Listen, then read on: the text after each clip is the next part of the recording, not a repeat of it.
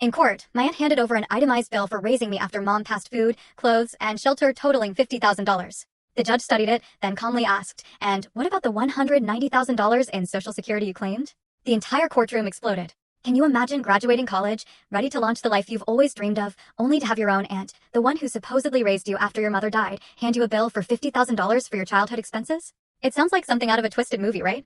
But that was my reality, and it was just the beginning of a battle for everything I thought I knew about family. My name is Althea, and I'm 26 now, a newly graduated nurse with a future that finally feels like my own. But for years, I felt like a burden, an invoice waiting to be paid. My story, my real story, began long before that courtroom drama. My early childhood was a bubble of warmth and unconditional love. My mom, Amanda, raised me herself after my dad passed when I was just 3.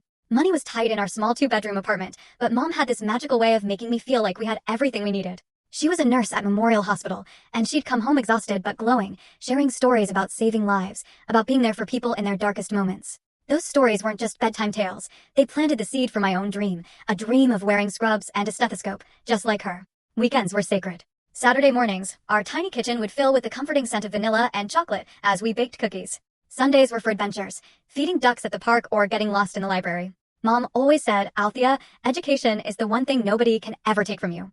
Our apartment walls were a gallery of my artwork and school certificates, each one proudly displayed like a museum masterpiece. Good grades meant a dance party in the kitchen, with fruit-shaped magnets holding my report card to the fridge. For my 10th birthday, she surprised me with a children's medical kit. I was inseparable from that thing, taking my stuffed animals' temperatures, listening to mom's heartbeat with the plastic stethoscope. "You'll be wearing a real one someday," she'd say, her eyes crinkling with a pride so pure it still warms me. Our life wasn't perfect, but it was ours. She worked extra shifts during holidays just so my Christmas mornings and birthdays felt special. She taught me gratitude, that appreciating what you have makes any life rich, a lesson I'd hold onto tighter than I knew. Everything changed the summer I turned 12. Mom started coming home from work utterly drained, far beyond her usual tired. At first, she blamed extra shifts, but then the rapid weight loss, the persistent cough. I knew, deep down, something was horribly wrong. I'd catch her wincing in pain, secretly popping painkillers when she thought I wasn't looking. The day she finally went to the doctor, I waited at our neighbor Mrs. Thomas's apartment, trying to focus on a science project, but my mind was a whirlwind of dread. When Mom returned, her face said it all before she uttered a single word. Stage 4 lung cancer. Terminal. 6 months to a year. Those words didn't just crash into our happy little world, they obliterated it. Full story on the channel. Link below. Click now and watch what happened next.